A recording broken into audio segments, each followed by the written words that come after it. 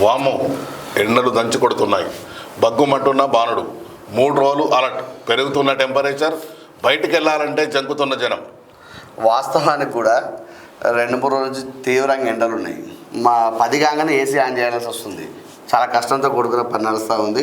కాబట్టి టెంపరేచర్ కూడా పెరుగుతుందని చెప్పి వాతావరణ శాఖ చెప్పింది. కానీ నేను నమ్మలేదు. వాతావరణ శాఖ చెప్తే నమ్మచ్చా అని ఒక ఆలోచన పుట్టింది. కానీ నమ్మాల్సిన అవసరం పడ్డది నాకైతే. కానీ అప్పటి టెక్నాలజీకి ఇప్పటి టెక్నాలజీకి చాలా మార్పులు వచ్చినాయి కదా. వాతావరణ శాఖ కూడా కరెక్టే చెబుతుంది.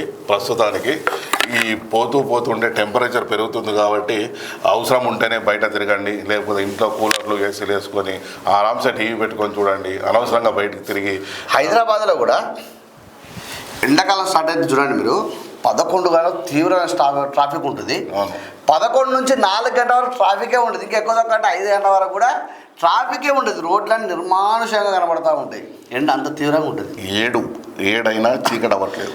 6:30 పావుదకు 7కే చీకటి అవుతుంది తప్ప ఇంతకుముందు 5:30, 6 చలికాలంలో అయితే 5:30 అయిందంటే కొంచెం చీకటి. మీరు అన్నందుకన్నా బయట కూర్చొని చూస్తా, ఆఫీస్లో కూర్చొని టైం తెలియట్లేదు ఏ టైం చీకటి అవుతుందని. చూడండి 6:30 పైన చీకటి అవుతుంది.